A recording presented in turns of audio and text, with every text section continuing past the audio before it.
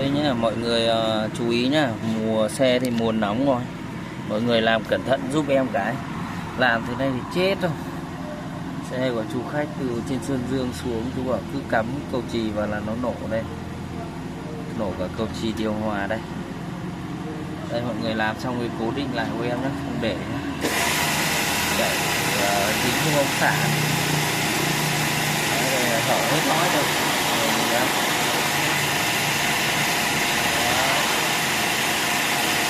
Hở nói ra thì nó ống xả nó đốt sẽ cháy.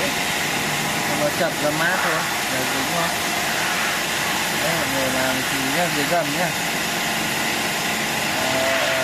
Prado đời cổ nhá. Đấy, mọi người làm tốt mùi tốt biết thì cẩn thận giúp em này. Mọi người nhớ follow kênh để cập nhật tin tức tình hình của xe nhé. Cần hỗ trợ gì thì cứ tìm hiểu Mitsubishi Auto ạ.